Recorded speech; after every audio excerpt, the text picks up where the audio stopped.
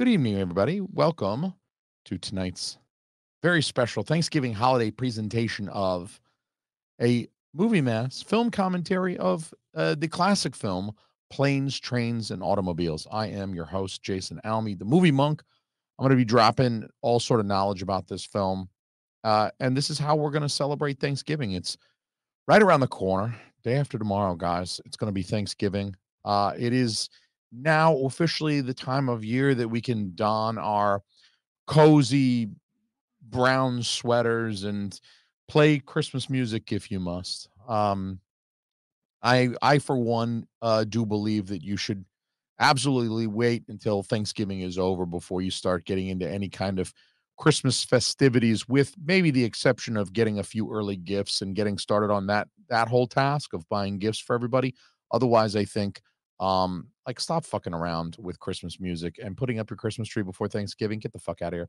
Anyway, Thanksgiving, big holiday in my family, in the Almy fam, and I hope it is for you as well. I've always found Thanksgiving to be a very enjoyable holiday. You eat, you watch football, you eat some more. You don't have to worry about giving anybody gifts or anybody giving you gifts. You got to pretend to like it. You got to pretend that you don't already have one.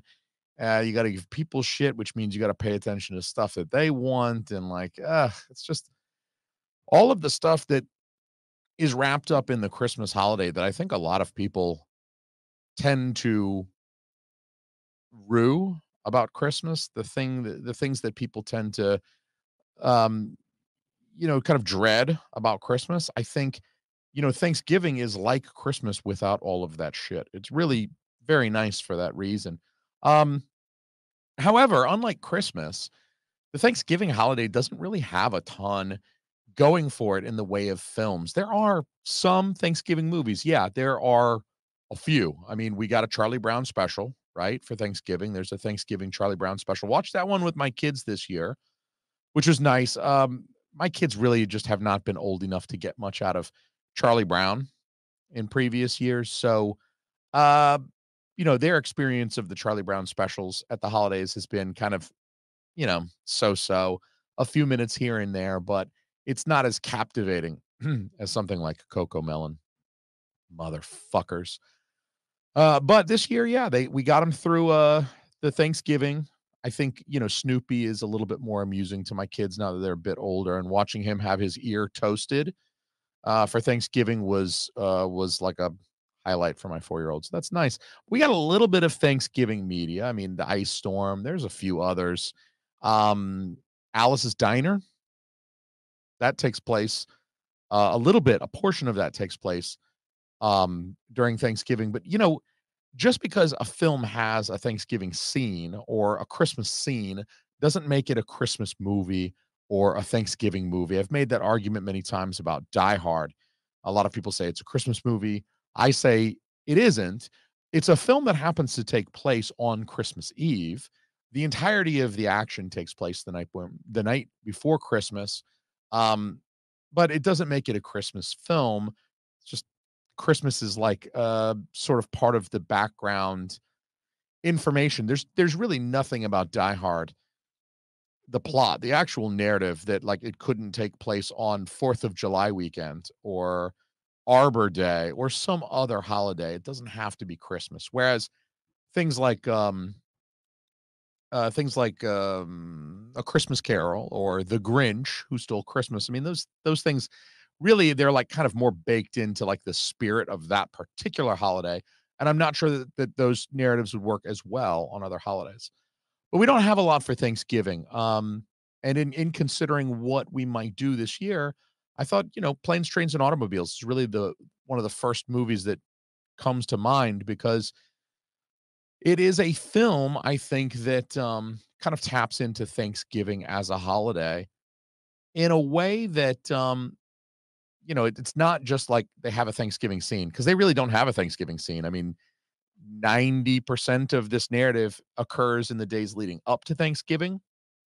And really only a very small part of the last bit of the narrative actually occurs on Thanksgiving Day. And it's all prior to like the traditional like Thanksgiving meal where you You have the actual imagery of Thanksgiving. It's largely absent from this film. You think about things like the pilgrims, the decorations with the pilgrim hats, and the you think about turkeys and the table, the kind of Norman Rockwell place settings where everyone's getting ready to eat and they got the napkins tied around their neck and the stuffing looks great and the pies are over here just kind of pulled out of the oven, and you have this mental image of Thanksgiving and the accoutrement, the entrapments that go with Thanksgiving. And so I think, this film doesn't really even include any of those, and yet it is still a great Thanksgiving film, I think, because it's so much like the lead up, the build up to a holiday, which, if you're an adult and you experience holidays now as an adult, it's not the way it was when you were a kid. I miss the Thanksgivings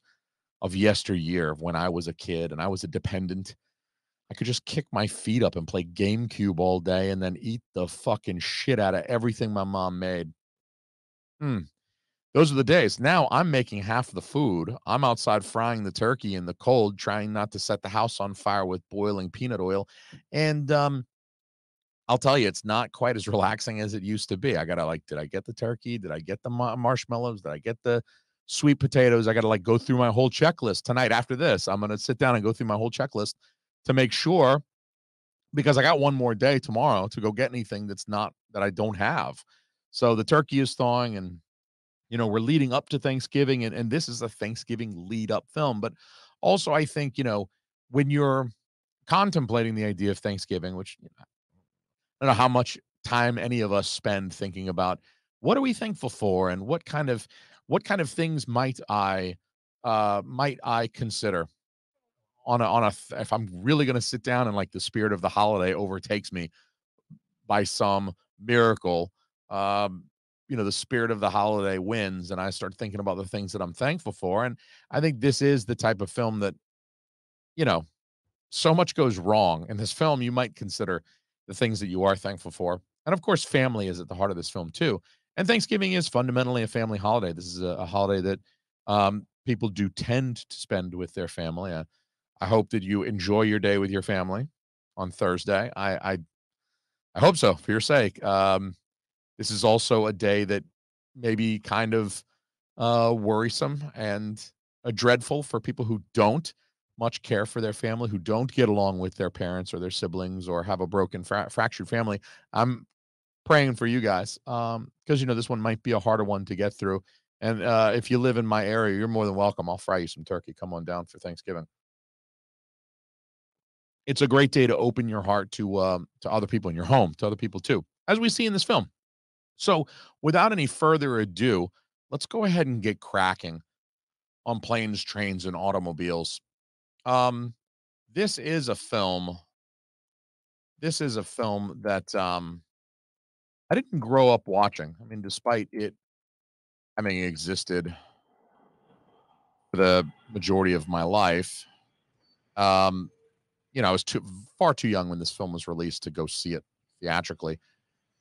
And it's just, I guess, not really one. It was got some airplay on TV, I suppose, when I was younger, and I might catch bits and pieces of it as a younger man, but it wasn't like a favorite of my folks, so I didn't get exposed to it until more recent years. I really feel like it might be my subjective experience, but this film really did get a little bit more love in recent years. We see that this is New York City 2 days before Thanksgiving, and what a great kind of skewered image of that building. It's so off kilter, and we also see that very first insert shot of his watch. That's a key shot that remains in the film. We need to keep in mind for later because it's going to be important later. Um, that shot of his watch is going to be a bit of a plot device later. I like how they do this too. Like, you see the how the little circle is drawn around the Chicago O'Hare, and the 6 o'clock. It sort of directs your attention. Obviously that's all subjective for the viewer. It's not like the lighting in the room suddenly changed to highlight that, but it's meant to draw our eyes to that. And then this whole scene is just so wonderfully silent. It's enough to make you think that your surround sound system is broken or something like that. Um, and it just goes and goes. And you keep waiting for this guy to talk. He looks like he's leaning forward. He's getting ready to say something, and then nothing. and everyone else is too afraid to talk. I mean, it's obvious that the gentleman here at the desk, he's the boss. Again, getting ready to talk. Everybody's waiting. They're listening. And you get that shot of Steve Martin. It's really kind of a wonderful, subtle comedic moment where he's just like, okay, any fucking day now, dude. Everybody's just kind of hanging, like waiting for the ball. And then he's right back to it. Nope. Whatever he was about to say. No, we really don't get any sound in that whole first scene with the boss and his big old boardroom, looking like the boss. Again, all these guys are. This is like the mental image you have of a business person. The boss, the the gentleman working for the boss. I mean, look, they're wearing the gray suits. They're wearing nondescript ties. I mean, this is the costuming here of these kind of marketing business people is very intentional, and it's very important. Um, Again, it's sort of like a conservative business dress. The idea being that it's appropriate for a marketing workplace. The that it's not necessarily high fashion, and it's definitely not loud. It's again, it's nondescript. It's a great way to sort of blend in and not necessarily stand out in any negative way in a large corporate environment. So he's got this bland corporate. And there's fucking Kevin Bacon. I forgot Kevin Bacon was in this fucking movie until this year when I rewatched this film to prepare for this live commentary, because of course I've got to prepare. I can't go live on a commentary for an hour and 45 minutes on a film I haven't seen in 3.5 years. So I had to rewatch this one to, make sure that I've made my notes and stuff. But Kevin fucking Bacon in another, like, he's wordless. He doesn't have any lines at all. This is Kevin Bacon post Footloose. This is Kevin Bacon as he was really, kind of achieving a popularity for Footloose and maybe kind of getting typecast into that type of role. But this is him sort of breaking out of that. And he did more work with John Hughes after this. After having Werner Herzog on this film last month, or on this podcast last month for the film Nosferatu, I really wanted to get, do another film with a director, but I wasn't going to work with John Hughes. R.I.P. Big dog. It's too bad. Taken before his time, much like our beloved John Candy. So, the first of a series of really unfortunate events happens for Neil. That is, of course, the character played by Steve Martin. And he trips over Dell's. I don't know if you noticed the trunk, but we do get a little bit of a rack focus on that trunk. And he tripped on Dell's trunk, which is weird because that was like, the other block. He jogged across this intersection, but basically it's as soon as Dell kind of entered his life, even like by proximity, it just started really ruining his luck. Just all these unfortunate sequences of bad luck. Certainly pay 75. This guy's squeezing him for every penny. Should have kicked this dude in the nuts. Meanwhile, Dell steals his cab, right? I don't think Dell knew he was stealing his cab, as they explain in a minute, but Happy holiday. This will help. the heartless New Yorker. I mean, it's a bit of a stereotype. I don't have a good nature. I'm an attorney, He's this heartless New York attorney willing to take $75 from this guy who's just kind of desperate to get to the airport. So instead of being like a decent human being, like, hey, get in, you got a family to get back to, which I think is a major subplot of this film that really goes kind of unexplored or underexplored because of some material that was taken out of the final cut that we're all familiar with. First appearance of John Candy looking like he was about to shit his pants. And there goes the briefcase. Check this briefcase out. It's fucking totally got run over. He's going to lift it up. The thing won't stay latched. Fucking opens up. Sucks to be you, nerd. But one of the subplots of the film was his wife suspecting that he's cheating on him. Neil's character, of course. So Steve Martin's character, Neil. I'll try to refer to him as the character Neil. Steve Martin's wife doesn't think that he's cheating on her, but obviously Neil's wife, within the diegesis of the film, he travels a lot. This is very common for businessmen, I think, probably in previous generations as well. I mean, maybe a little less now. We have the internet, we have Zoom. It's probably less necessary for business people to travel, to go to other places in other cities or countries or whatever. I know my father, when I was young, did a lot of traveling. He worked for Microsoft for a number of years, and he did a lot of traveling, even to like places like India, for weeks at a time, and that really like takes it out of you. It's something that I always kind of respect him for doing because you know I imagine every week going to the airport, getting on a plane, wasting all that time. I mean, it's a commute from hell. It's one thing to drive 20 minutes down the road to work. It's another thing to have to get on a plane for 3 hours or 4 hours to go to the other side of the country. But a subplot of this film is that he travels a lot for work. He's not around. He's a bit of an absentee. Even his daughter in that last scene said, "Oh, it's a delayed flight." She didn't even have to know. She knew it was dad calling. She knew the flight was delayed, right? So it's been enough of a thing that the family knows what to expect when he calls at 8 o'clock. Hey, flight was delayed. We're not going to see dad at 9 o'clock tonight anymore. So, for one thing, Neil kind of set himself up for failure a little bit by promising his wife that he'd be home from New York, that he was going to beat rush hour and get on a 6 o'clock plane. I've been in New York for rush hour, and that is not pleasant. But you know, um, he sets a bad expectation. I think he may or may not feel pressure, because he might feel some of that pressure coming off his wife, who thinks he's cheating on her in all these different areas of the country. So, it might be part of like he's just trying to be like a people pleaser and tell her, "Hey, I'll be home." On the other hand, um, you know, eh, he definitely made the wrong call. And his coworker in the beginning scene was saying, "Why don't you just wait and get on the 8 o'clock with me?" Who knows what happened with that 8 o'clock because um the all the flights ended up getting canceled and delayed and stuff because of the weather. So I don't imagine the 8 o'clock would have been the solution to get him home easily either. Because if the 6 o'clock was diverted, the 8 o'clock must surely have been canceled, delayed, or diverted as well. But we really never hear any follow up about that. And here we're introduced to the Dell character.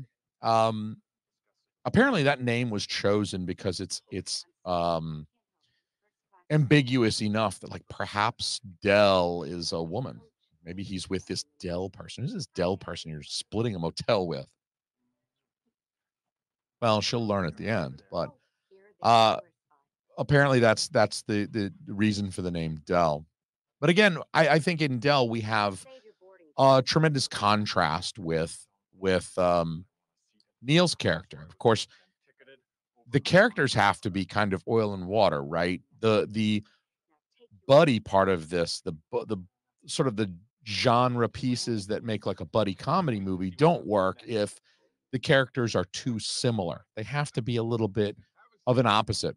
Obviously, we've got Neil, played by Steve Martin, who is a lean character. He is a smaller guy. I mean, we'll see him plenty in the bathroom in the next scene with his shirt off while he's showering and stuff, and you get the image that he's lean. I mean, and he's not.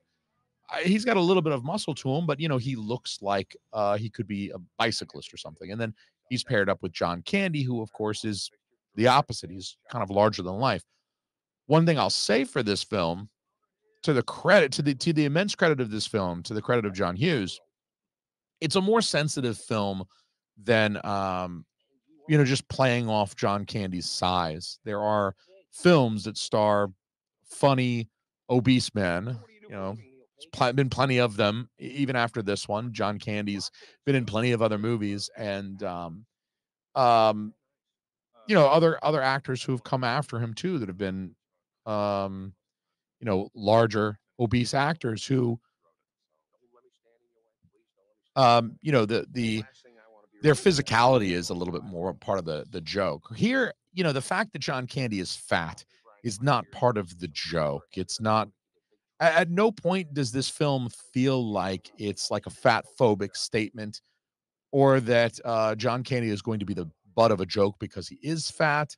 There is nothing but compassion for the character. And yet his size is part of how he contrasts with Steve Martin's character of Neil. So it's very important physical. John Candy has no gray hair. Steve Martin has got a head of white hair. Um, Again, Neil dresses in a way. We're going to see it in another scene. I'll bring it up again then. But but Neil dresses in a very nondescript way as so as to not stand out. Appears like a affluent, um, upper middle class businessman. We saw his house. That's upper middle class. These days, circa 2023, that shit is like that's a fucking one percenter mansion. Back in the 80s, you looked at that house and you thought, yeah, okay, I might actually live in a place like that these days. Boy, you were wrong, motherfuckers. It's 2023, and you looking back and thinking, I ain't fucking living in a big ass mansion like that. And the op have to work that way. We'll see a little bit more of that as well. We'll see a little bit more of that as well with a scene in a moment that I want to mention. Wichita, Kansas? Are you all right? What happened? We couldn't land in Chicago.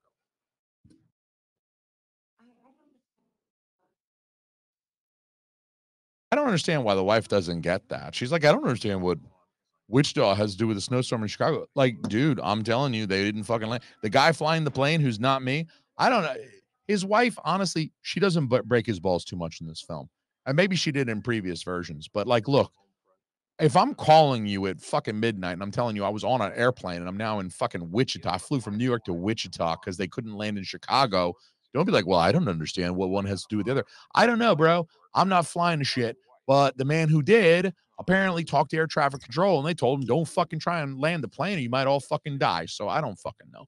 They had a good reason for flying all the way to Wichita to avoid some big ass fucking storm. You look out your window, see how much fucking snow has accumulated since dinner time. Yeah, but by the time the airline cancels this flight, which they will sooner or later, you'd have more of a chance to find a three-legged ballerina than you would a hotel room. You're saying I could be This feels a little bit manipulative looking back, in hindsight. Here's John Hughes using Ben Stein again. He looks so young. Such an old guy these days, but he was, of course, famous for Ferris Bueller, which came out a few years before this film did. Again, another John Hughes written and produced film. So I don't know if him and Ben Stein were like buds. He brought him back, but there he is for a small cameo. That drone of his voice being like the key characteristic. welcome to Wichita.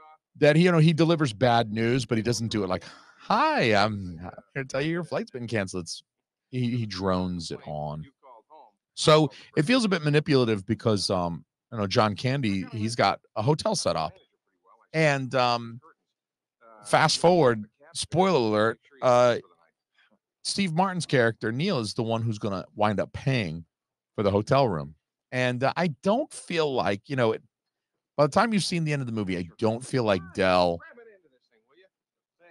knowingly kind of manipulated Steve or Neil's character into paying for it, but he seems to know what's going on. He doesn't have a family to call, I guess, so that's why he called the hotel.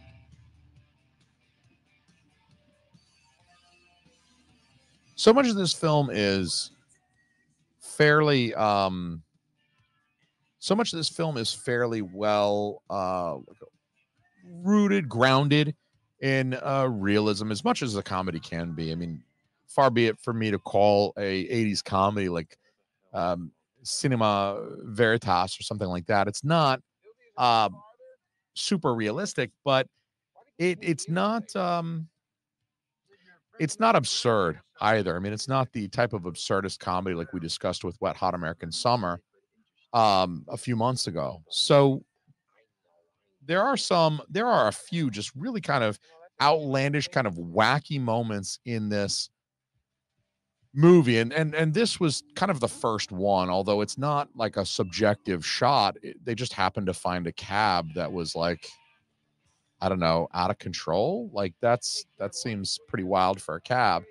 But again, it's not like a subjective image that's like a hallucination by any of the characters. It's just kind of an absurd cab for like Wichita of all places. Like, I don't know if they were in San Francisco or San Diego, someplace in California, and maybe you could see them finding like a really wild cab like that. But like Wichita, They can have a wild cab like that where the dude is just a maniac. This guy really does know Dell. You know, they had to invent like a really boring job for Dell. He's a shower curtain hook salesperson. Like he sells the shower curtain hooks. And it's like such a simple thing. It's an item that we all interact with on a daily basis, right? Every time you shower, unless you got like a glass door. My parents have a glass door in their shower, so they don't have a shower curtain actually. But a lot of people, okay, like at least half of the people, probably more than 50% of people have shower curtains. And of course, that shower curtain is hung by a hook. And when you need shower curtain hooks, you don't even really think about like it's not like you're buying a stereo system or something. Like in the 80s, if you were a stereo system salesperson, it's like you got Pioneer and Yamaha and Sony and top of the line, and people would go shop for them and they would, you know, you really want to get the best. And it's a fucking shower curtain hook, dog. It's a piece of plastic, or maybe it's a piece of metal. Who gives a shit? You go to Walmart, you go to Target, you buy 40 of the damn things for $1.95, and you don't ever fucking think about shower hooks ever again in the rest of your life if you're lucky. So it's like the most trivial thing you could possibly be a salesman of. It's not a car salesman. If he was a car salesman, there would be all sort of stereotypes and humor that goes along with that. There would be other things, you know, if he was any other kind of salesman, shower curtain hook salesperson. Doesn't even sell the shower curtains themselves. Bath mats, nothing. You'd think like a hotel, and the guy recognizes him, says, "Hey, Dell, how you doing?" Like he still manages to build these personal connections with these people. So when Dell says, "Hey, I know this guy. He owes me a favor," as the audience and Steve Martin's character Neil, like us, he doesn't question it. He's not like, "Ah, you're full. You sure, buddy? You sound like full of shit." Because in that very scene, the guy's like, "Oh, Dell, so good to see you. Like you sold me shower curtains 6 months ago, shower curtain hooks in a city that they were diverted to, in a city they weren't even planning to go to." Dell has been there previously before being in New York and sold the guy at this very hotel shower curtain hooks. It seems like way too small of a world for me to believe that Dell's been there before. He sold the guy shower curtain hooks, and Dell's a fairly memorable guy. Let's give him credit there.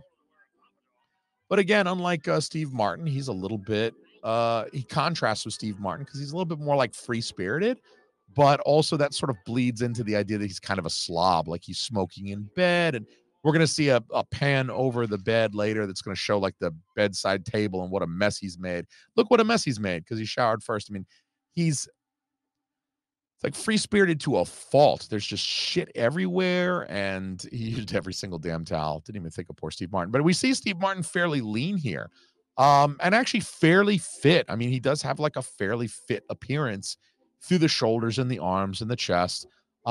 He's not a small. He's not just a small person. You know, it's not that he's smaller than John Candy. He is, but he's fairly lean too. You can tell that he's like sort of fastidious about his appearance. He probably exercises. We're going to learn that he eats fairly carefully. I mean, he refused all of the, you know, Dell wanted to get him a hot dog. He said, "No, I'm careful about what I put in my body." And that's true. We're going to see that here in another, the next morning scene coming up the next morning.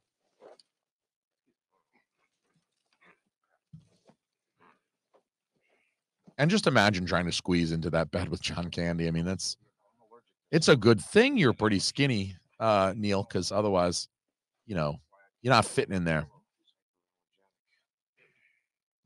Really kind of leads us into a wonderful scene. I've seen some I've seen some writing about this movie, about Steve Martin's character of Neil in general, citing this scene specifically. And I have to say that some of the stuff I've read that's about um the difference in the class, you know, the sort of the class structure, you know, the socioeconomic class of the individuals, I think is fairly good, and it's something that I want to touch on momentarily. But then I've also seen some stuff about, you know, like Steve Martin's character of Neil is like such a um you know, flagrant narcissist, and you know that he's controlling and he has to control the environment around him, that I feel like is an overreach. in my opinion. Um, I do believe that there is some, upper lower class stuff going on here. They're both salesmen. They're both, well, I don't know that Steve Martin's a salesman necessarily, but they're both business people. Steve Martin probably being a little bit higher up. You see that he's got a home, he's got a nice home, he's got a wife, he's got kids, and he lives a little bit differently. I don't get the sense that he's narcissistic, but my thesis, which I'll introduce to you all now so that I can expound upon it throughout the rest of this film, is that Steve Martin is an introvert. It's not that he's a narcissist. He does like to have some kind of control over his environment, but it's because he's an introvert. And so it's not just a physical juxtaposition between John Candy and Steve Martin, but the characters too, where Dell is extremely outgoing. Dell has never met a stranger before. And we see that. The guy who owns the hotel just immediately recognized him. Why would you remember the guy's name unless you had memorable conversations with him when he sold you the shower curtain rings? Steve Martin, on the other hand, does not know how to get along with people at all in this film. And you see Steve Martin interact with service people, like his very memorable scene when he interacts with the woman at the rental car counter. It goes very much the opposite of Dell's interactions. So really, what it is Steve Martin would be much more comfortable at home. He pines to be home. It's because he loves his family, but it's also because he's an introvert. He feels comfortable in his own environment. And when he's outside of his environment and surrounding and mingling with all of these people that he doesn't know, that aren't part of his family, it really does require a lot of his energy and effort. It saps the energy from him because he's an introverted fella. And that's part of the personality and part of the acting and part of what's really kind of brilliant about the way this film is kind of structured. Um, Yes, you're an intruder. I was having a perfectly nice trip until you walked into my Very important interaction here. Who was that who talked my ear off on the plane? I'm even going to shut up for part of it. Who told you to book a room? They're arguing here kind of back and forth. Boy, you're an ungrateful jackass. John Candy even goes after him a little bit, calls him an ungrateful jackass just there. So it's a little bit tit for tat, but eventually Steve Martin just overdoes it. Eventually he'll shut Dell up. I think he kind of hits Dell where it hurts a little bit by saying, you never shut the fuck up, basically. Being a guy who never shuts the fuck up myself, I can appreciate that is a little bit hurtful. But Steve Martin here just kind of keeps going and going and going, even after John Candy's kind of tapped out, where it's like, etiquette says when the other guy taps, we let him up. Okay, he tapped out. He's got some amusing anecdotes for you. Boy, here's a gun so you can blow your brains out. You'll thank me for it. Pretty good acting though from John Candy. I mean, it's a film like this that really makes you feel like we lost him too young. You just watch his face as he kind of absorbs all of this, and you know that he was kind of mad at Neil as well. Like he was Dell's character was kind of heated towards Neil, but now he's sort of receiving all of this. Like Neil's really unloading on him, and you know, he's gonna stand up for himself a little bit here, and it's just a really wonderful piece of acting. It really makes you think we lost a great. Too young when John Candy passed. He was 43 when he died. Bro, the older I get, closer I get to 43, I'm like, holy fuck, that ain't even that old. How the fuck? When he died, I was a kid. I was like, oh yeah, he was old and he was pretty big and apparently did some cocaine and smoked a lot. So it makes sense. We lost a great. And here we go. This is the reason why. You want to hurt me? Go right ahead if it makes you feel any better. I'm an easy target. Yeah, you're right. I talk too much. Plays the victim a little bit here. I also listen too much. When he called Neil a jackass. I don't like to hurt people's feelings. Here we get the music coming up too. You can hear that. You think what you want about It's meant to be emotional. I'm not changing. I like me. Right there. My wife likes me. That little double take that I like me. That it really makes this whole monologue by him feel very genuine. Makes it feel real. Like that little double take. You don't get a lot of stuttering in films, right? It can be very distracting for the viewers. They don't usually put a lot of stuttering in films unless they really, really gotta for a character for reasons. You even get the impression like that. You could tell me that that was like a mistake on John Candy's part, that he just sort of flubbed it, but then recovered really quickly. Like I like me. Like he messed the line a little bit, but they kept it in because it worked so well for the character. And I think it does. I think he was kind of coming after Neil a little bit, called him an ungrateful jackass and blah blah blah. Like so I think Dell kind of stoked the fire a little bit in the beginning by being argumentative as well. Let's be real. They were arguing with each other. It was going back and forth until Neil really took it over the top.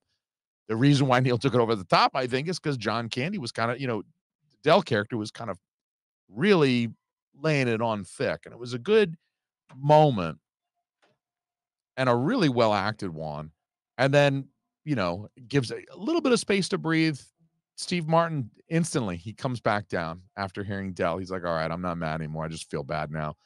This guy breaks in with a fucking knife. Do you guys remember? Like, I don't know if it's just like the 80s, people didn't understand locks like normal people. Like locksmiths still exist and they understood locks, but like normal people didn't understand like locks. They thought you could get like, if you were a punk and you had like a switchblade, like ching, like the switchblade would allow you, like you could just put that little tip just as far as it'll fit in that keyhole, which is not very fucking far at all. And if you twist it, it's a switchblade. Even the lock would be intimidated and pop right open.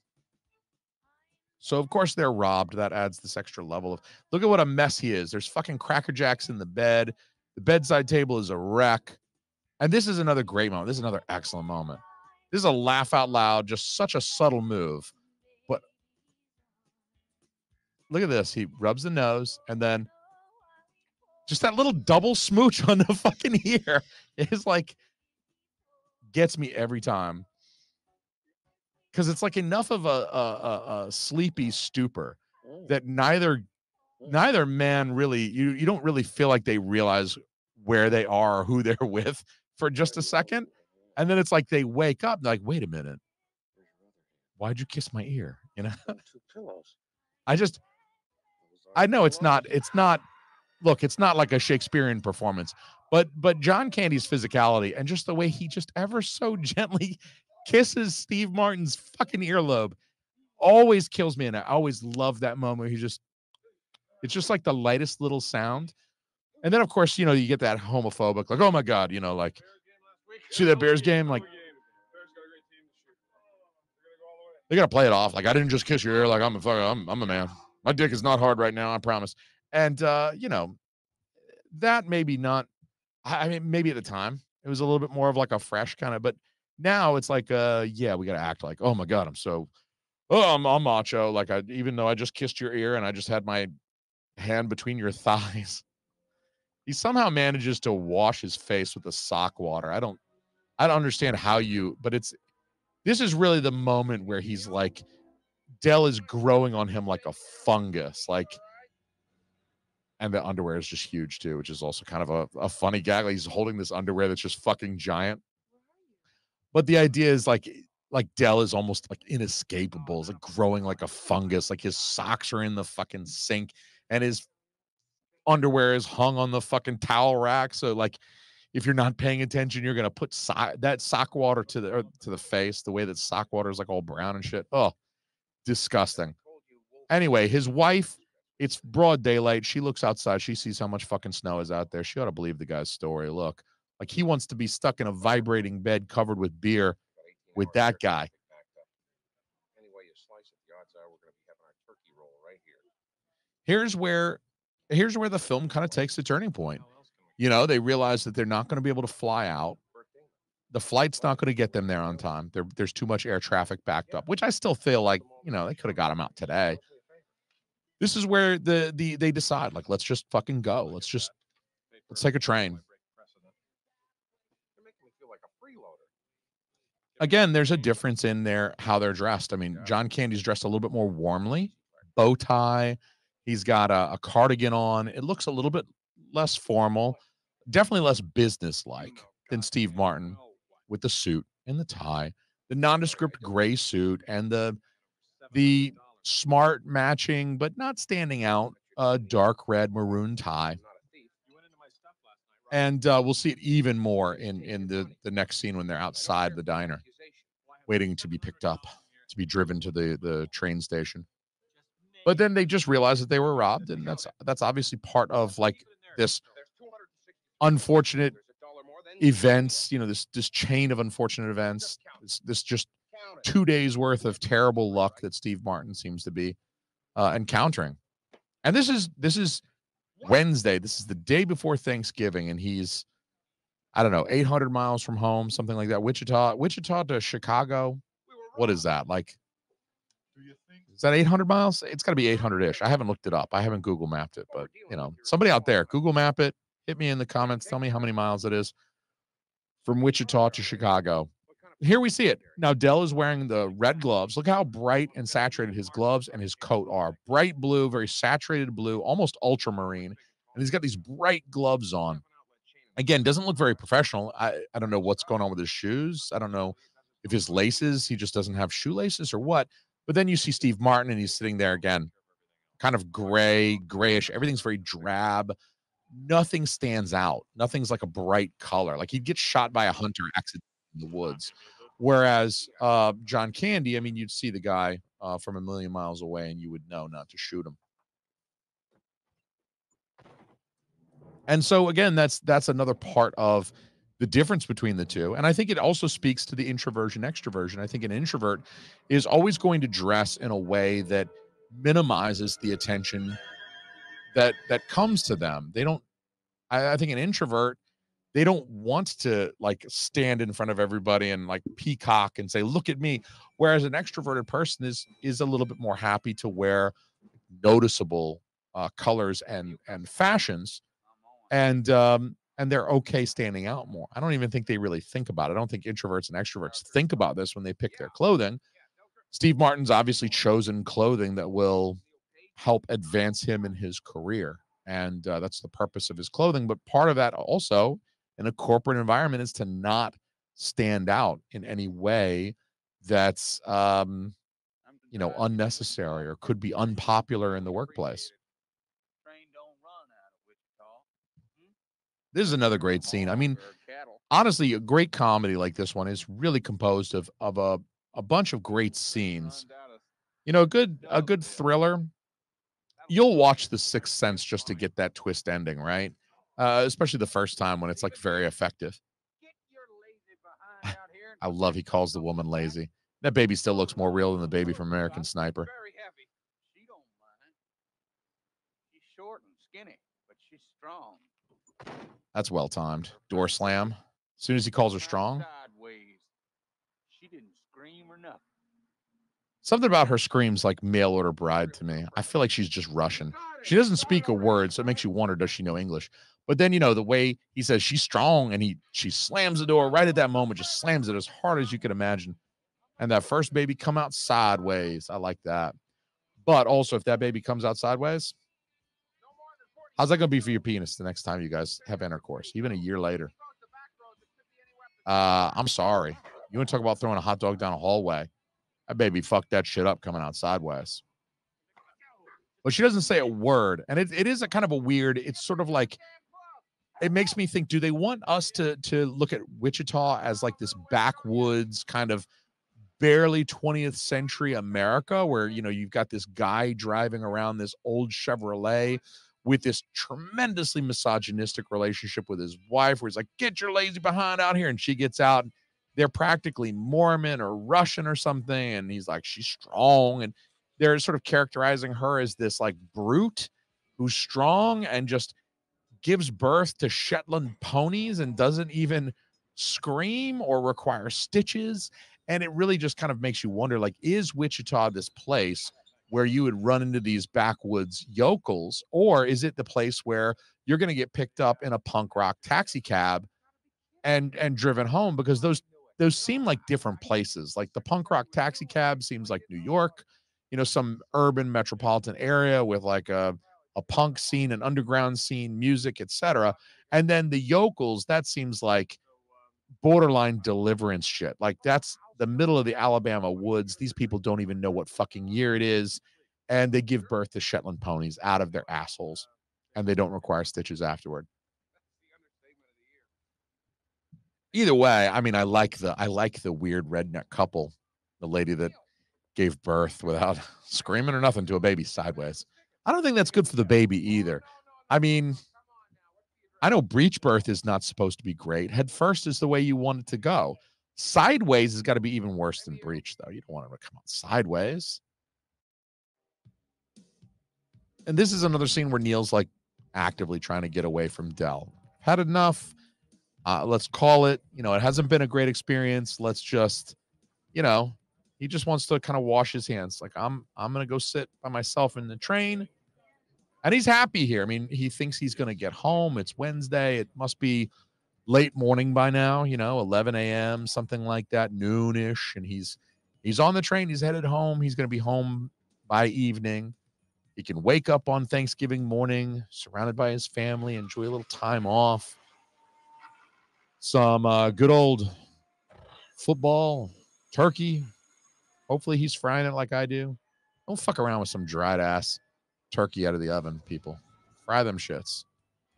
But the train breaks down. You really have to wonder about this guy's luck by the end of the film, because you know any of these things that he experiences could happen, but I mean, like, would all of them happen within a 48-ish hour time frame? Because that's what we're looking at. We're looking at like Tuesday night was last night when he left the, 5-ish or whatever, when he left the office of his boss, his indecisive boss. That's Tuesday afternoon, and by the time he gets home, it's Thursday afternoon. The sun is still up, but it's just about dinner time. So, here we see kind of that empathy building for Dell. You saw Dell kind of start to drag that large trunk off screen, and we see him struggle with it. They're having to walk across this field. This feels really, I don't know if this really happens like when a train breaks down. The guy's like, oh, you walk about a mile and a half towards that way, and there's a bus that'll pick you up. And it's like, dude, really? Like, people on the train might be like Steve Martin and fully capable of walking a mile and a half, but you might have elderly people, sick people, people in wheelchairs. Like, they ain't walking guy in a wheelchair is going to roll a mile and a half through that fucking field. At any rate, Steve Martin, we see this Kuleshov effect of him kind of watching Dell struggle with the trunk as he goes through this uneven terrain. He's walking through this field, and there he goes. What does he do? He grabs the other handle. He helps Dell carry the thing. So this is like it's like an empathy building thing. We see this empathy for Dell kind of build in Steve Martin, and we see that Steve Martin's not a bad guy. He's had a rough 24 hours or so at this point, and he definitely wants to get away from Dell, but at the same time, he doesn't want Dell to suffer. And when he sees Dell kind of suffering or going through this hard moment, he jumps in to help, which kind of tells him, tells us, the viewers, he's a decent dude. Again, there's Dell, and he's kind of, eating. He's got a soda. I don't know what he's eating, and some kind of snack, some kind of ultra-processed snack food. Guys, don't fuck with that ultra-processed food. Then these two, this guy, the guy has the audacity to act indignant. Pizza movie on a plane, huh? Pizza movie on a plane. I mean, like, look, she's like rubbing her head on his arm, practically. Why didn't you take a picture to last longer? And then the guy gets all indignant. Why don't you take a picture to last longer? I don't know. You guys are the ones that are fucking like making out so intensely that her fucking perm is rubbing up on my arm. I got her fucking Soul Glow, fucking creamy hair shit all up and down my fucking dress shirt now. Don't fucking act indignant with me.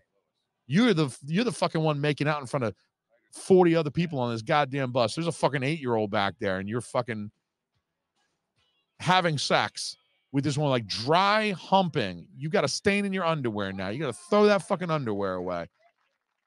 Don't act indignant with me. If I'm fucking putting up with you, fucking make out with your girl in the aisle and her head is touching my fucking arm, I'll fucking break his head open. He even acts a little bit intro. He's like, oh, I got one. Like, he's going to start singing. And then, like, it seems like it actually is something for him a little bit to, like, publicly like start singing like that, and they all look away like they've never heard of this shit. And then It looks a little bit like, fuck you guys. You guys don't know Frank Sinatra, but you know fucking Flintstones. Fuck all of you people. It really does seem like there is a little bit of a disconnect between Neil and like other people. He just a little bit of like this introversion, maybe even a little bit of social awkwardness that I don't mean to conflate with introversion, but I think maybe he's kind of dealing with both of them. That he's cloistered maybe in a way that he doesn't know how to deal with the rabble riding a bus. And that might be a little bit of that classism issue that I mentioned as well, that he's a little bit more upper crust. And so when he's on a bus, it's a little bit more of like now he's mingling with the hoi polloi. It's a little bit of a like there is a bit of a classism there. And it's not foreign to John Hughes films to have these issues of classism that that are part of the theme. Like Breakfast Club is a John Hughes film that I would point you to, where classism very much is a part of the relations between the main characters, and it's something to kind of be overcome. And for the people who are in this high class look, he won't even touch the phone. He won't let it touch his face. The idea again is that like yeah, this thing's dirty, and he's fastidious about sort of touching gross stuff and what's gross, but you never see somebody in a movie take the public phone and hold it with two fingers and like not let it touch his face. Most characters will hold the phone like you hold the phone, and it touches their face slightly, at least their ear. So yeah, maybe he's this weird germaphobe. But there's a little bit of classism too. Like normally he doesn't have to deal with this dirty payphone. So it's interesting to think about like this bus ride experience might have been. He's sort of like intermingling with folks that isn't normally intermingle with. Consider the earlier scene when he was boarding the plane and he was insisting on his first class seating. It's obvious he didn't want to sit coach. Even when she told him they'd refund the difference, he said, I don't want a refund. I want to sit first class. And so there is a bit of a classism. I don't think it's narcissism, but there is a bit of a classism there that he does feel a certain amount of entitlement to the luxuries that money can buy. And so part of this movie is that as soon as the money's kind of taken away, like it's no longer an option because all your cash got stolen and your wallet's about to get burnt up too.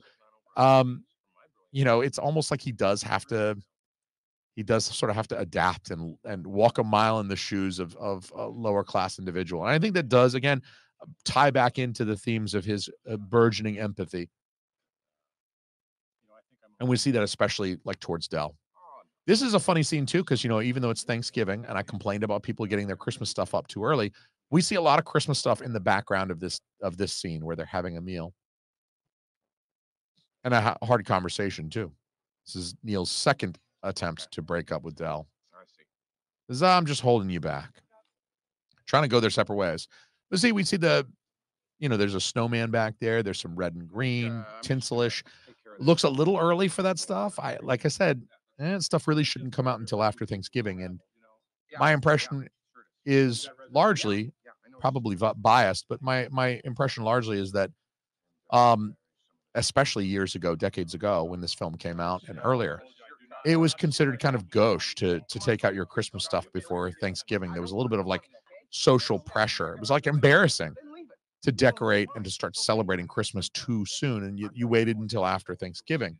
And it's more recent years that it is really corporate interests that have eroded that limit on when we start celebrating Christmas. And that that for most corporations, there's not a lot of profit to be made in Thanksgiving unless you sell turkeys. Christmas, on the other hand, there's plenty of profit to be made.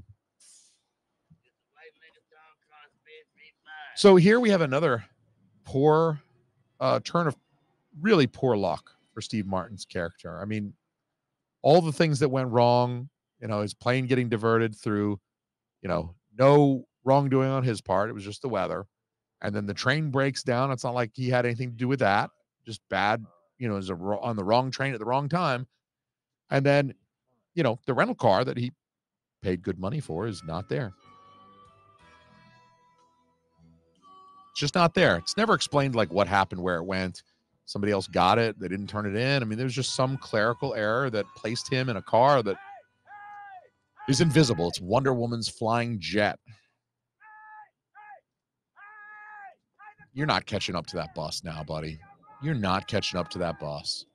You know, this does appear to be midday. I mean, this is like after lunch. They obviously on Wednesday they got up, they had breakfast at the diner. They took that weird car ride in the old Chevy with those yokels to the train station. They rode on our train for a little while. The train broke down. They raised a little bit of money in the train station selling shower curtain rings like they were autographed. That's a silly scene, but I like it. And then they have another meal, which presumably would be lunch. Every time Steve Martin eats, by the way, in this film, look at what he's eating. He's eating oatmeal. He's eating salad. It's a good attention to detail. Like he's not eating a BLT and French fries, right? He is fastidious. I mean, it makes sense for his character, the way he looks in this film, that he would. Yeah, he's eating oatmeal because he wants to get his soluble fiber, and he's got like a piece of fruit on the side, and it almost fucking dies right here. That bus just goes right by. Adios hat. I mean, how far was the fucking bus wheel from his like whole body? 8 inches, and it would have just run him the fuck over. Pre 9/11 too, you can walk right on the tarmac. These days, you'd be shot like you're Osama bin Laden. I love the remix too. You hear this remix? You're messing with the wrong guy. Great piece of background music for this film. And this lady just pisses him off because he's having a really awful 24 hours, and she just could not be fucking happier about the holiday. She's talking to her family, I think it's her sister, about like what they're gonna make and their contributions to the dinner tomorrow. And she's laughing, she's happy, she's planning a happy family Thanksgiving as he's watching his get ruined. And so this juxtaposition is just fucking too much for him. And I'm gonna have to listen to this scene too. I'm gonna have to shut up so we can hear. This is where they got the the R rating, by the way. Here's your R rating. Welcome to Marathon. May I help you? And she's perfectly cast here too. How may I help you? You can start by wiping that fucking dumbass smile off your rose fucking cheek. I want to say that to somebody before I die. Give me a fucking I just want to walk up to somebody at a counter somewhere they're supposed to serve me. Fucking Buick, 4 fucking wheels and a seat. I really don't care for the way you're speaking to me. And I really don't care for the way your company left me in the middle of fucking nowhere with fucking keys to a fucking car that isn't fucking there. And I really didn't care to fucking walk down a fucking highway and across a fucking runway to get back here to have you smile at my fucking face. I want a fucking car right fucking now. May I see your rental agreement? I threw it away. Oh, boy. Oh boy, what? You're bust. I would say that's worth the R rating right there. Hands down. There's really nothing else objectionable in this film. I think about like, would I show this film to my kids? Absolutely. I don't think my oldest is 4 years old. I don't really think she would dig this film at her age. But no question, when she's older, if she's interested, I will absolutely show this film to my kids, despite the R rating. Again, he still hasn't learned that's not how you talk to people. You know, you want someone to help you. Don't be rude to them. Wait till after they help you, at least. If I wanted a joke, I'd follow you into the John and watch you take a leak. That's a good line, too. Are you going to help me, or are you going to stand there like a slab of meat with mittens? He really ought to have learned by now. You know, if you want someone to help you, like, look, Steve Martin is undoubtedly having a really shitty couple of days leading up to Thanksgiving. He's had a tremendous amount of bad luck that I think is unlikely to have happened in one string of events. However, it's not really this guy's fault or the previous woman who's having such a happy time. I know I discussed that, you know, she was like planning her Thanksgiving with her family, and that her kind of happiness juxtaposed with his current mood was enough that he just took it out on her. I do love this line too. Good background music.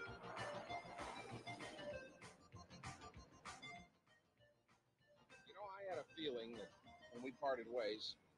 Now someday our paths would cross again. Didn't take him long to find Dell again. It makes you think Dell's like following him or something.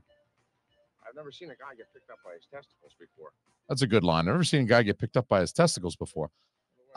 Again, I think the lesson that Steve Martin really needs to learn, he feels very entitled, right? I want a fucking car right fucking now. He feels entitled to talk to this total stranger like that, and it's not her fault. It's not her fault that the weather delayed his flight. It's not her fault that he got stuck with Dell or that his train broke down. It's not even really her fault that the car's not there. She happens to work for the company whose fault it is. But even still, this person can either help you or punch you in the face. The guy punched him in the face. But look, this could go better for him, I think, if he was a little bit more polite. You catch more flies with honey than you do with vinegar, which is to say that Steve Martin's entitlement, and I think also, his introversion, his kind of not being comfortable around other people. I mean, you really see that he is not able to get what he wants in these interactions with other people. When money's not involved, he doesn't have those soft skills of like, let me talk to this lady. Yeah, I'm having a rough time. But if I talk to her, I make a joke with her, maybe compliment her, I get her on my side, she'll help me out with this car thing. I can explain what happened to me and she'll feel sorry for me if I behave in a way that's a little bit more sympathetic. And she might be more inclined to kind of help me out, maybe hook me up as an apology. And so he really just goes about his interpersonal reactions all wrong. And he benefits from having Dell around. Like his association with Dell so far, I think you can view it as kind of miserable for him. Like Dell spilled beer all over the bed because it was vibrating and he's smoking in bed. And he's, it's like miserable for Steve Martin. It's just all him clearing his throat and making noise and making sounds and using all the towels, just like whatever else, right? Like all the list of things goes on, and it's going to get even longer over the course of the rest of this film. But he also benefits for Dell's ability socially to kind of get along with other people, schmooze a little bit, and sort of get what he wants. Get him into a hotel and get a rental car. I mean, Steve Martin's lucky in that he ran into Dell, and Dell was willing to, like, hey, even after everything, like, hop on in. We'll keep going. We'll you play with your balls a lot. I always like that too. Like, what's wrong with me? You play with your balls a lot. There's no indication up to this point that Steve Martin has touched his balls, or that Neil, his character, has touched his balls. Larry Bird doesn't do as much ball handling in one night as you do in an hour. Are you trying to start a fight? No, I'm simply stating a fact, that's all. You fidget with your nuts a lot. You know what would make me happy? Another couple balls and an extra set of fingers? That actually is pretty good. Another couple balls and an extra set of fingers?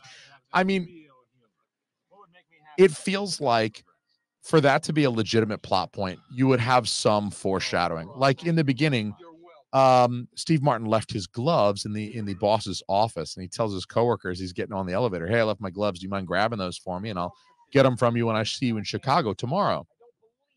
And then, he's without gloves for the car ride in the bed of that truck, the yokel's truck, and they're freezing. And he sees the gloves and he reaches down to get them, to put them on. It must be the yokel's gloves. And that's when the dog jumps up and tries to bite him or whatever. And so that's proper foreshadowing for this. Like, yeah, of course he wants the gloves that the dog is like oddly protective over.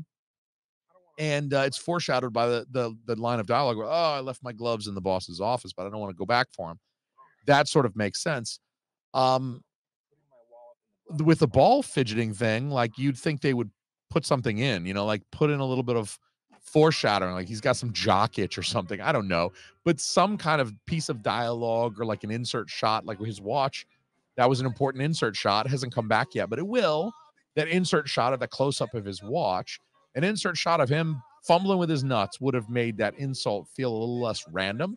But it's almost funnier because it's more random. It's like, you play with your balls a lot. And it's like, what the fuck? Like, come up with a real insult. It's almost funnier. Like, yeah, you do. Yeah, you play with your balls a lot. I've seen you. I've been with you the last 24 hours. You play with your balls all the time. You play with your nuts. Just fucking leave your balls alone. It is kind of funny to accuse someone of just playing with their balls a lot. It'd be more funny if it was a girl. She didn't have balls. Yeah, play with your nuts a lot. She'd be like, the fuck are you talking about? Yeah, I see you over there. You fucking rolling your flip-flops in your hands, your labia. See you over there playing with your labia, your lady balls. Quit playing with your fucking lady balls. Smell that finger. This is a fun scene too, of course, because the music must be diegetic. It must be playing in the car because he's performing. John Candy is Dell is performing with the music, but it's also odd to think that he would be playing the music that loudly and that Steve Martin's character would still be like sleeping, because you wouldn't be able to sleep through all of that. I mean, Dell can barely stay on the road, but it's a beautiful little moment from John Candy. Must be diegetic. I guess it's just not as loud as all that. Tries to flip the cigarette, but it doesn't go out. Goes in the back seat. And here's where all the trouble really begins. Beautiful foreshadowing, though, showing the cigarette falling back into the car. Again, there's a plot point that's coming that we need to lay a little bit of groundwork for. We're also about to get really one of the only kind of absurd and subjective shots in the film, with this accident that they're about to get into in another minute or so. So like I said, again, it's not cinema veritas, but it is a fairly realistic presentation of the narrative. The narrative itself is not super realistic because you don't expect all of this stuff to happen in succession to Steve Martin's character, Neil. I mean, you wouldn't think all of these things would happen maybe over the course of several years and several trips. They wouldn't all happen on one trip over the course of 24 hours as he's trying to make it home or whatever. It does seem a little unrealistic for it to be that way, but nonetheless,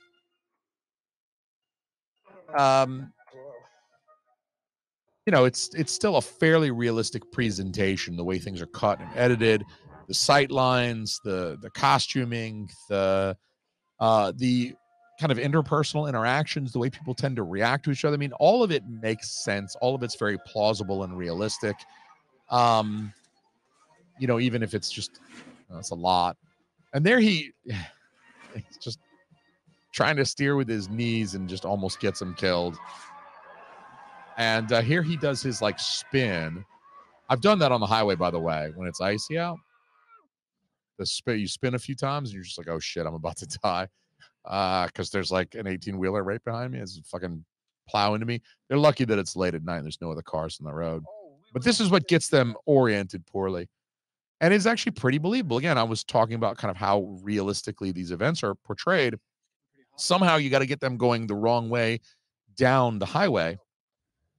And for them to spin out, because John Candy loses control of the car at interstate speed and slams on the brakes, and that in that moment of panic, he just forgets his orientation because he's just spun around 3 times.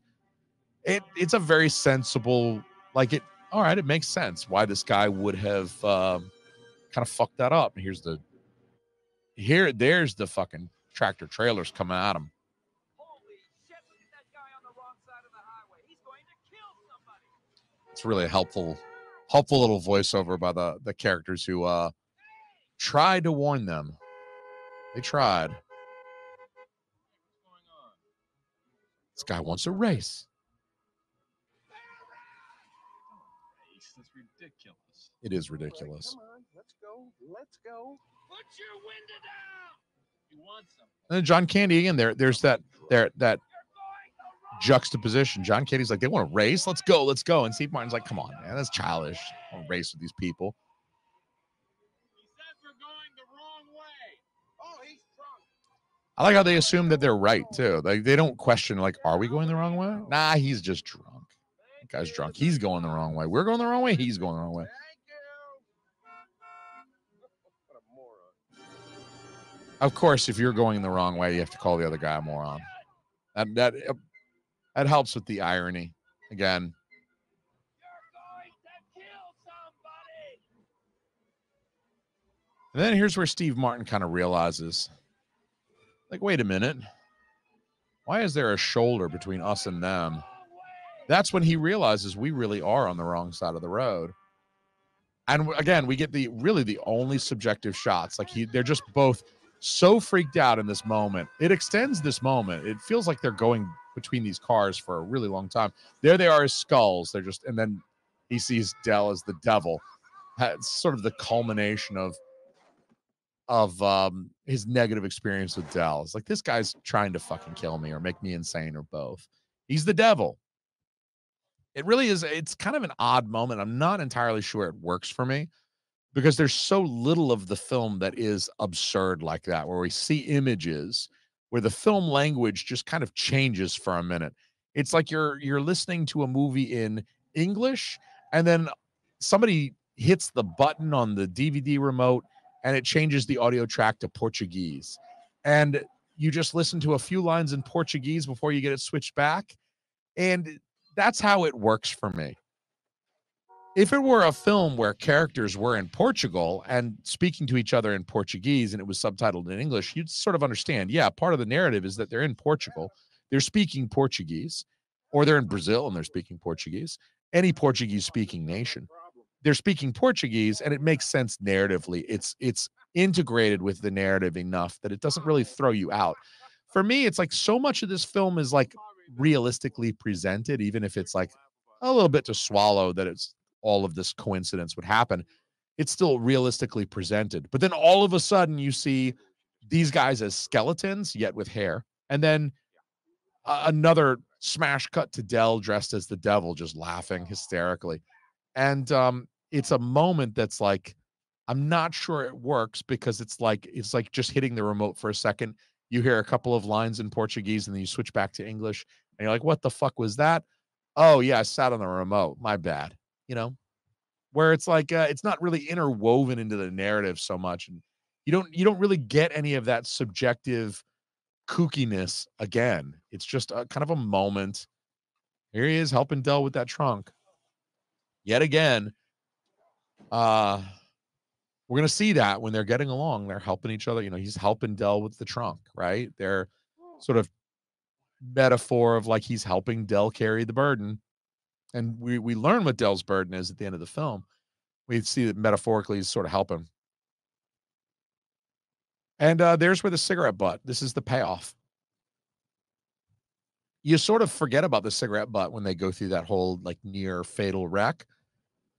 Um, and here's the cigarette butt coming right back. You're wondering, well, why is the car on fire? Like, was it damaged that much in the interaction with the tractor trailers?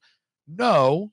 Fortunately, the tractor trailer damage was just cosmetic, scratches down the sides, some denting. This is the cigarette butt coming back a few minutes later. And you gotta appreciate that Steve Martin thinks that it's Dell this time. He's like, finally, it happened to you. He thinks this is Dell's bad luck, but really it's his. That car is under his name. You finally did it to yourself. You finally did it to yourself, but no, he did it to him. Dell still kind of fucking kneel over a little bit. They're gonna be happy as pigs and shit to see you. This is where he finds out that it was his credit card.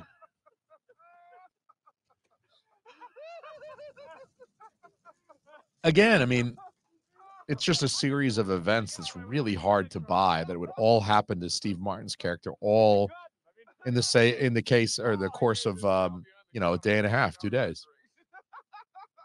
So I give the ladies shower curtain rings. It's like, come on, man.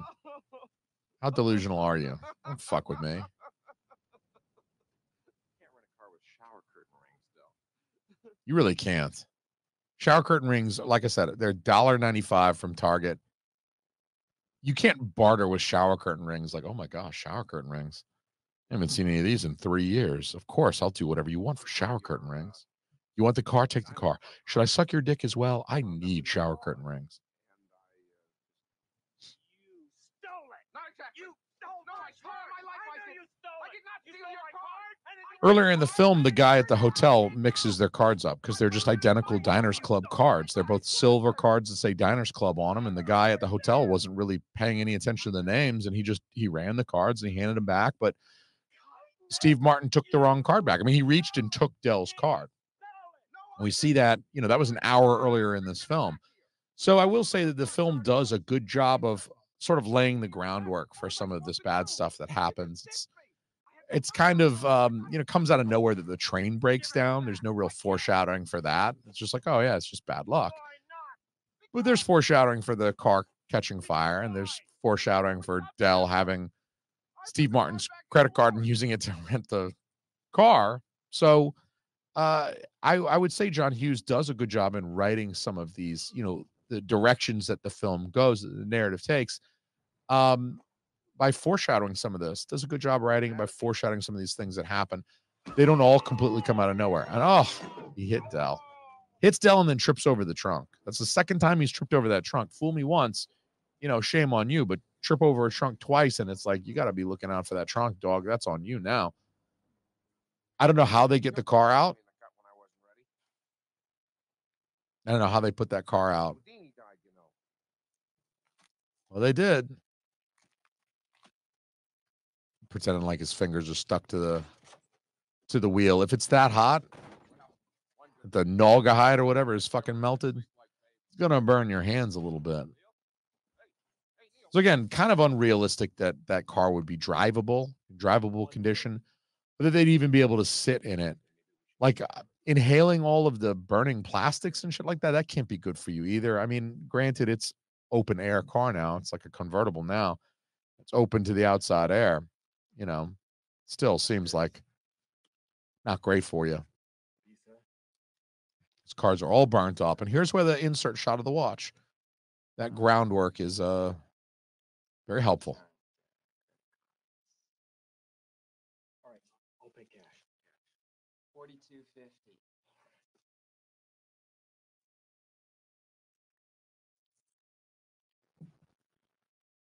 He barters the watch here. And we don't need to see the watch again. We saw it at the very beginning of the film. We know it's a nice watch. I'm not really a watch guy, so it's hard for me to look at a watch and tell, like, oh, that's a really nice Rolex, or whatever. But we know that Steve Martin is, he's a bit of a, classist. He's a wealthy guy, wealthy enough that he's meeting with the boss at the beginning of the movie. He's right up under the boss. He's probably compensated very well. There's the watch, leather band. I don't know much about watches, but apparently that's enough to get him the room. And he tells Dell, get your own room. And Dell tries to sell the Casio. Gotta love the effort he goes to. It's really the one time where Dell's charm and affability really doesn't get him what he wants.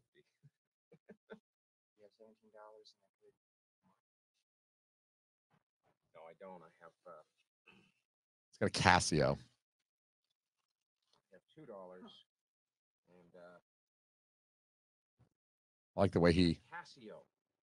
he drags it across his arm a little bit. That's perfect. That's a guy who's watched a lot of like QVC, Home Shopping Network or whatever.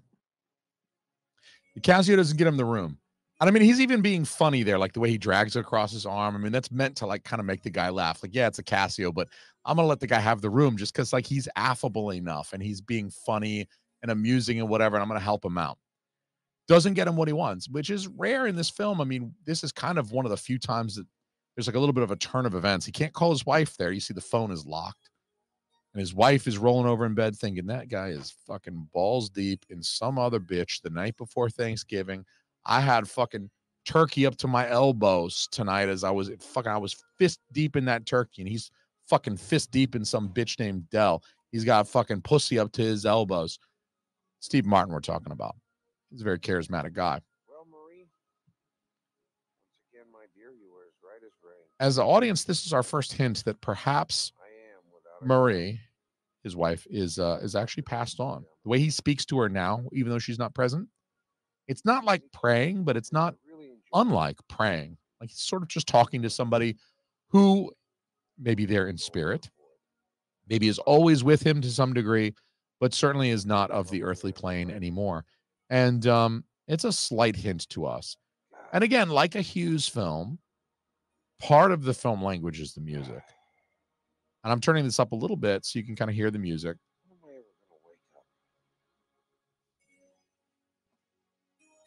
Again, this is another heartfelt moment where Steve Martin really, this is kind of where his empathy for, I almost said apathy, his empathy, that was earlier, his empathy for Dell sort of reaches its climax here. And after this moment, he really, I think from this moment on, he really kind of gets over his enmity with Dell. Gonna happen. But now, anyway. He's looking out the window. We're hearing this music. It's sappy music, guys. Come on.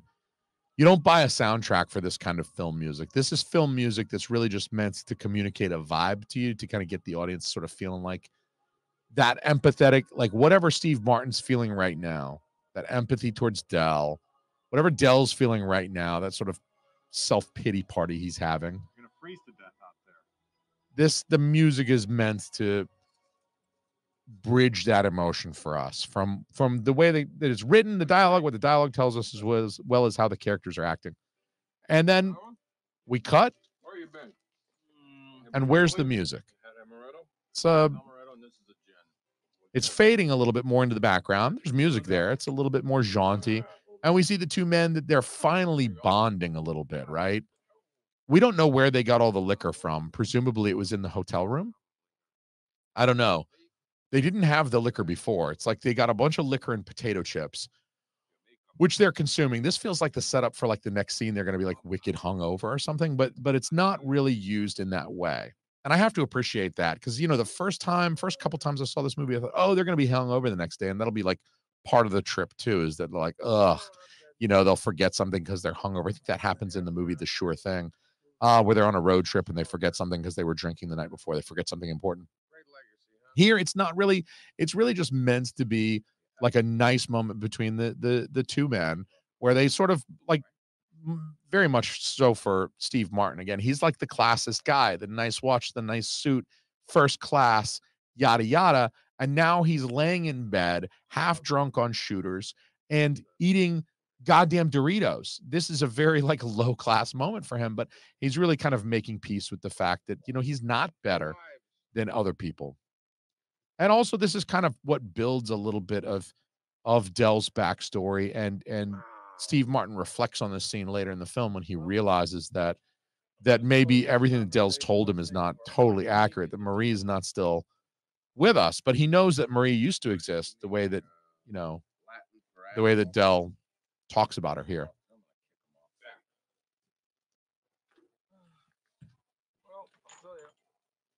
You know, and Steve Martin even has a line coming up here. He said, "Why do I feel like I'm at summer camp?" This is kind of sort of like it's a summer camp moment. You're like bonding with your bunkmate. It's a very like you'd expect this of 15-year-olds, not 40-year-olds. But Was that seat hot or what? Like a big whopper. Turn me over. I'm done on this. that's really about the only joke that's even remotely approaches his physicality. Is he felt like a big whopper. But he's saying he felt like a cheeseburger because he was on like a griddle, not that he felt like a cheeseburger because you are what you eat. You know what I mean? It's even not that very fat phobic of a joke. Why do I feel like I'm at summer camp? Again, because you're bonding with your buddy the way that you would have when you were 15, if you'd met when you were 15. So, you know, I think a lot of comedy, particularly in more recent decades, tends to sort of like portray the adult leads as like juvenile, like these guys are like still kind of giant kids. They're adults, but they're big kids. Like 40-Year-Old Virgin has a whole bunch of male characters, and they all seem like very childish. You know, even though they're adults, they still have this. Like the main character collects toys, for Christ's sake. Like how much more on the nose with that metaphor can you be? But here they feel a little bit like they're adults in this film. They act like adults in this film. They don't act very juvenile, but in that moment where they're kind of connecting as friends, it is a little bit more like take them back to that like juvenile kind of more basic level. It just crashes right through the goddamn window. Good thing he didn't put a credit card on file.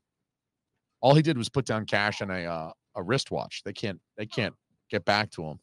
This is the 80s. There's no internet. They can't fucking track this guy down. I love this background music too. It's I don't know. There's just something so silly and goofy about it that it's great. It's great. The snow surrounding the car and them having to push their way out implies that it snowed again. Because when he parked, there was no snow. Did it snow again the night before, and they've somehow plowed the whole parking lot? I don't know. it seemed like they plowed around the car, but that doesn't really work if you parked it there the night before and it didn't snow. If it snowed, and it looked like it was snowing a little bit on Dell as he was sitting out there before Steve Martin brought him in.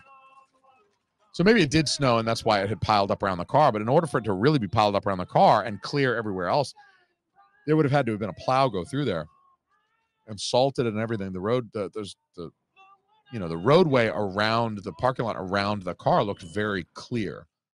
It actually looked like the car had been there for a few days.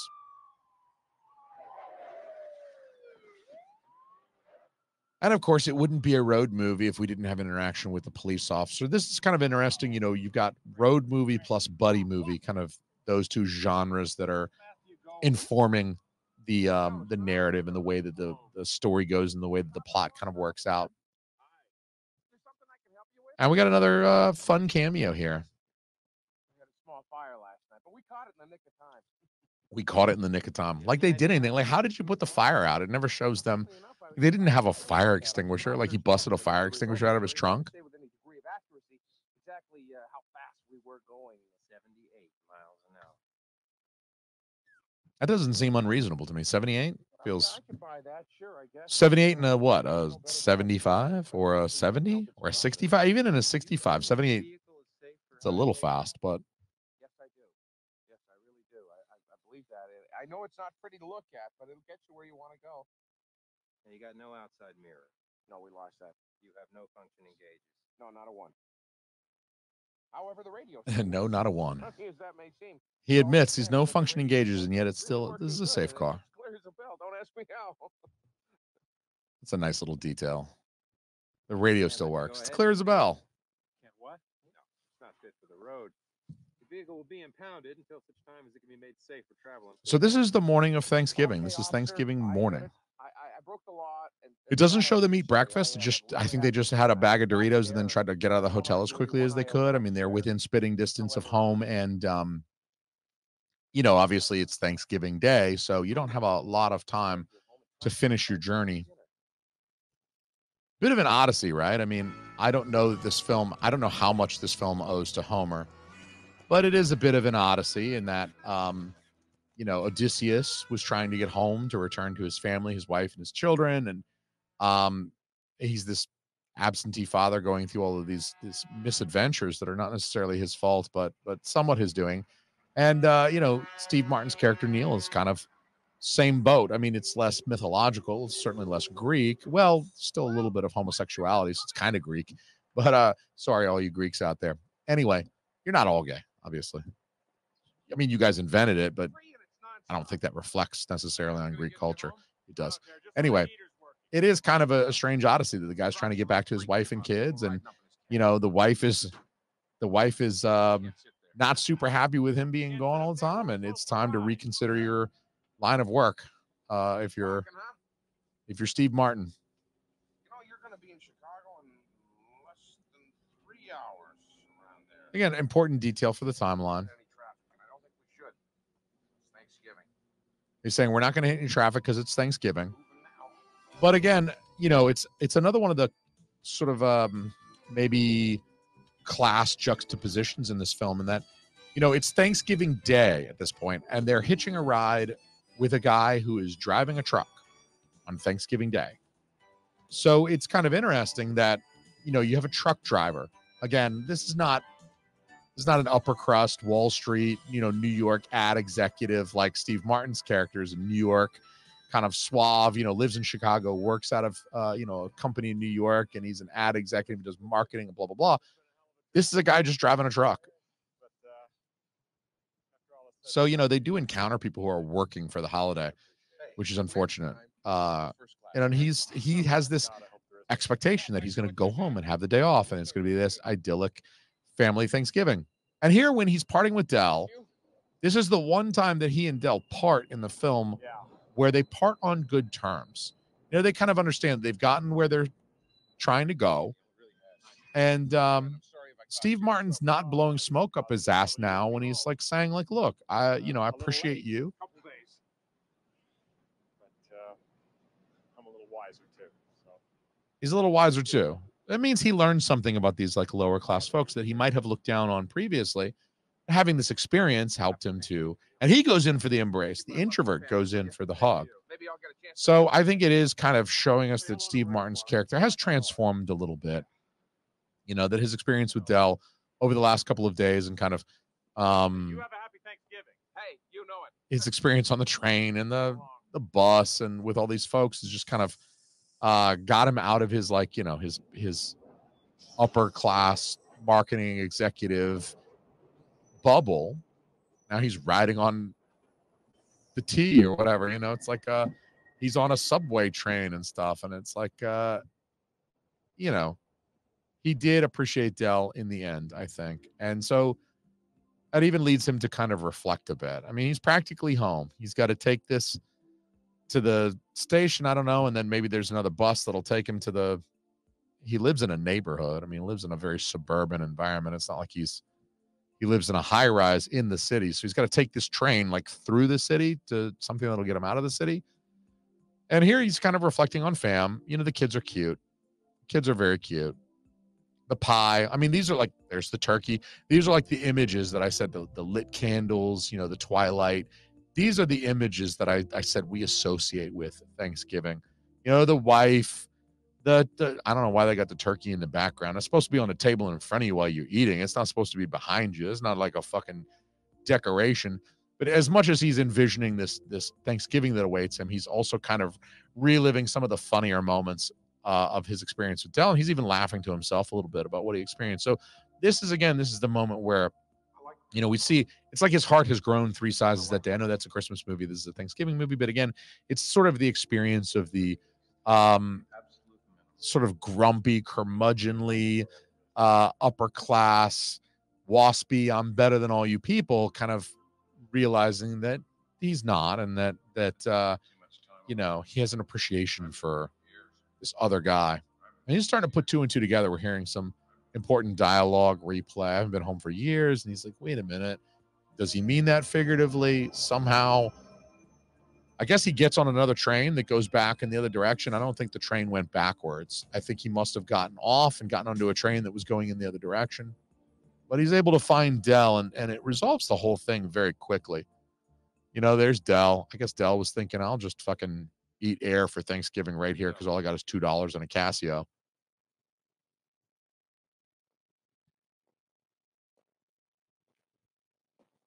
You said you were going home. What are you doing here?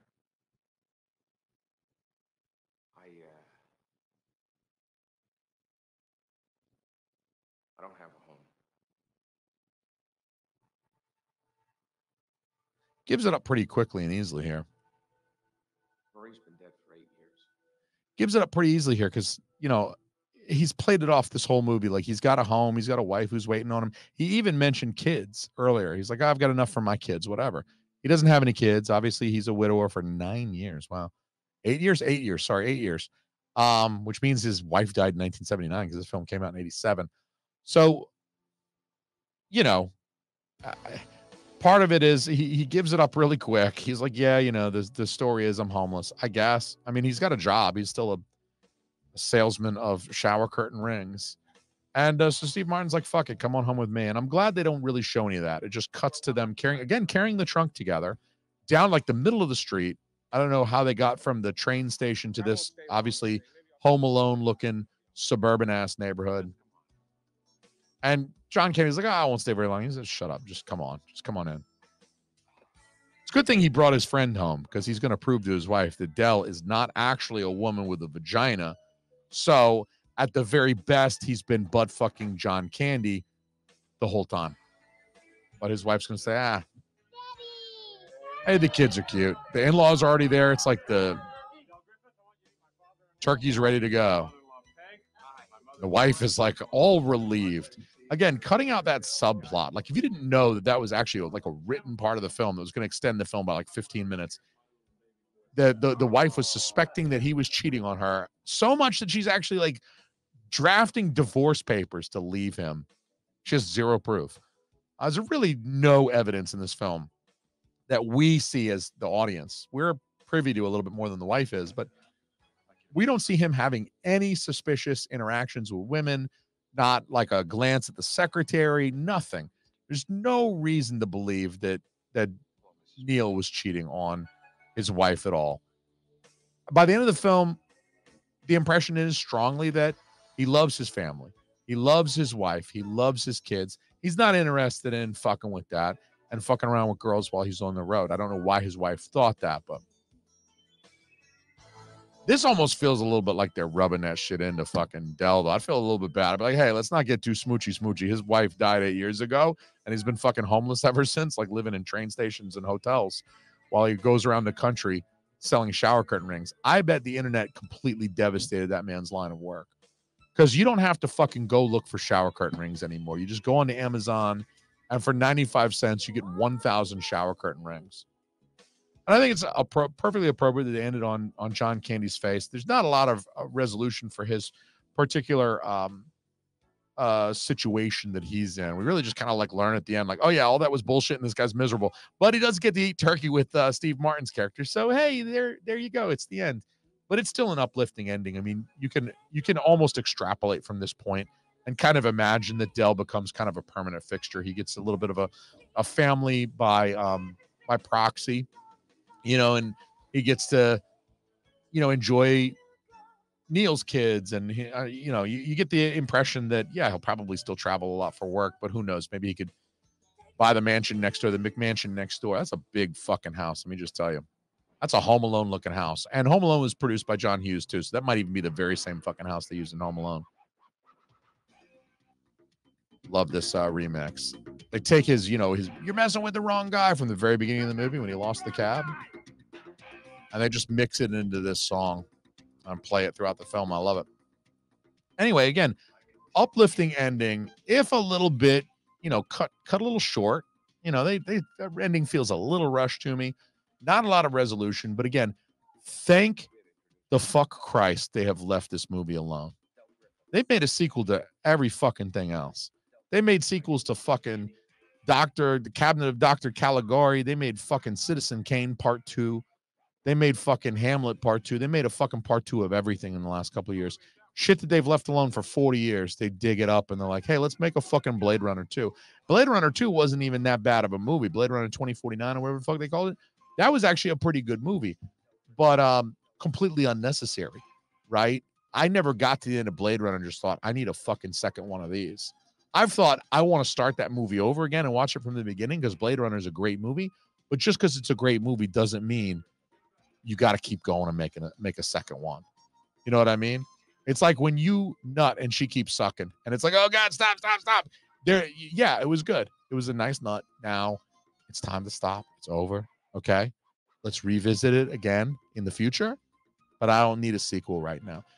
And I'm very thankful that this film is one that has not fallen upon any hacky ass studio executives to try to force a sequel in. It might have been different if John Candy was alive. If John Candy had persisted to the present day, then perhaps people might be, or at least in the past couple of years, have been clamoring for. I think we're finally getting to the end of people wanting sequels unnecessarily to films that don't need sequels. But I think we're, with this film, I'm very grateful that they haven't touched it because you do kind of wonder like what happens to these characters into the future. What does Dell do, especially, and how does their relationship progress and stuff like that. But it's not anything that we need to see.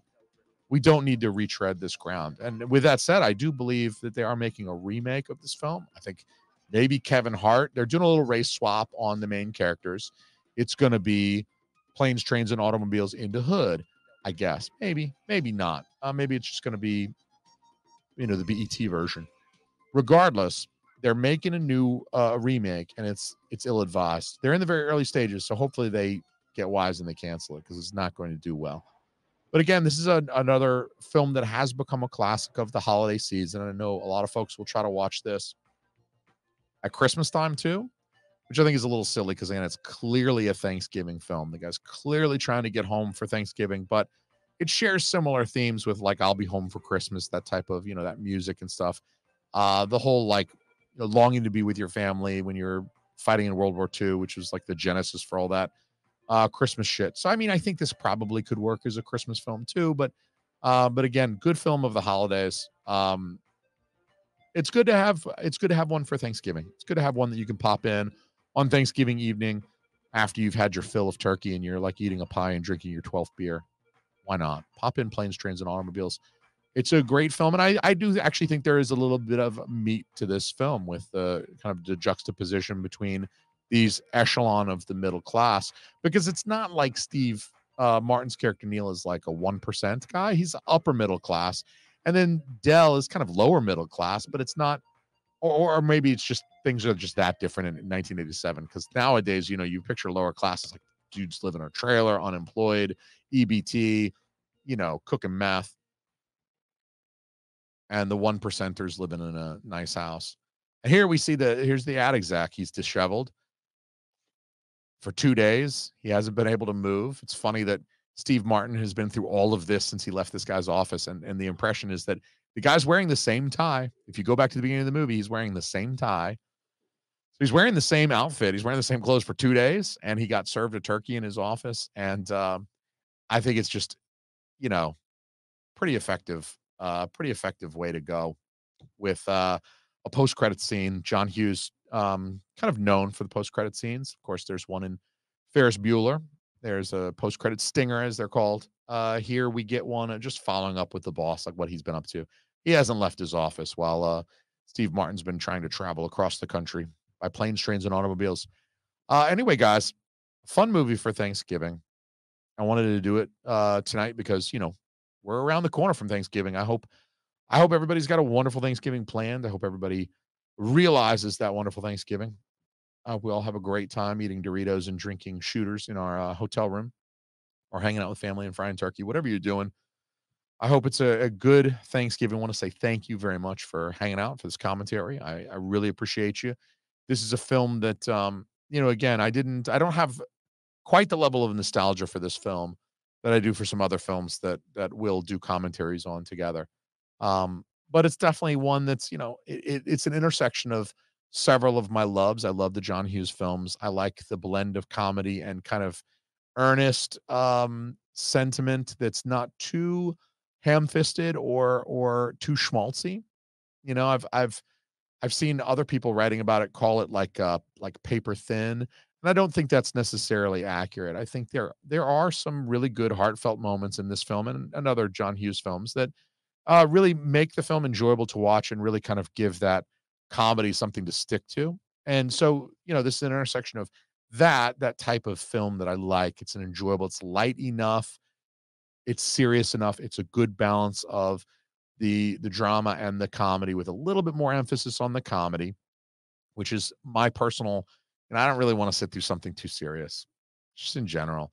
Like, I'm not a big Schindler's List kind of guy. I'm sorry. It's very hard for me being an empathetic human being, like watching all of these innocent people be murdered. It's very difficult. Saving Private Ryan, kind of same thing, like watching dude like die while asking for his mommy and shit like that. Grown ass man fucking bleeding out while calling for his mommy. That's just fucking hard to watch. This movie, easy to watch. So that's one of my interests. And then two, I also really enjoy 80s films. I like the films of the 80s. There's a lot of nostalgia for me in those films because they're films that were on the television when I was young, when I was in my early years of kind of the first things I can remember kind of catching on TBS in the middle of an afternoon in 1988, 1989, 1990. I mean, it's these films. So this one's not as nostalgic for me, but it still falls into that period that holds a lot of nostalgia. So it's a really pleasurable watch for me, and I hope you guys enjoyed it as well. Appreciate you hanging out for this. Also, keep in mind, YouTube made me cover the video up. I had to cover it up with that image that you looked at. If you watch this on YouTube, the last hour and 45 minutes, I had to cover that shit up with a little image because otherwise YouTube will just yank the stream right down. But if you want to watch this without that covering, you just want to watch the movie with me, join the Patreon at patreon.com/Team Almy. You can come check out all of the commentaries that we do completely uncovered. So all you have to do is hit play. You don't have to sync it up with your Blu-ray at home or anything like that. Of course, you can do that as well. I welcome you to watch your Blu-rays while listening to these live. But if you want to become a patron, patreon.com/Team Almy, and then you can just watch the whole thing. Just hit play, and there's the movie, and there's my dumb face, and there's the movie again, and no coverings. Unfortunately, we got to use protection for YouTube. And I'm not a big guy. I'm not into that. I'm married. I got kids. Like, what am I fucking? I got no use for protection in my life, but YouTube makes me do it. They're not letting me go in without protection. So I got to do it. And if you're a patron already, I want to say I love you. I'll kiss you on your mouth, and you are more than welcome to come spend Thanksgiving with me and my family because you're a patron. And that's one of the Patreon perks. So get on a fucking train and come hang out. You got 24-ish, 36-ish hours to get to me. So DM me on the Patreon and I'll shoot you my address and you guys can come hang out for Thanksgiving. In the meantime, guys, we'll see you guys. We'll see you guys in about a week. We're gonna do waiting. That's gonna be my November because you eat a lot in November. It's Thanksgiving, you eat a lot. We're gonna do waiting because it's a restaurant movie. We're gonna do waiting for our shit show this month. So waiting is coming up in about a week. We're gonna squeeze that one into November, and then we'll do Christmas themed stuff for December, obviously, because that's how we got to roll. Anyway, I love you guys. It's been an hour and 45 minutes, so I'm gonna try to right now, and I gotta pee. I gotta pee so bad. Anyway, I love you guys. Subscribe, go join the Patreon too, do everything. Send me your routing number for your checking account, and have a great Thanksgiving. That's the big thing. Have a great Thanksgiving. Thank you very much, guys, for watching, and I'll catch you next week for waiting shit show. It's gonna be awesome. Peace.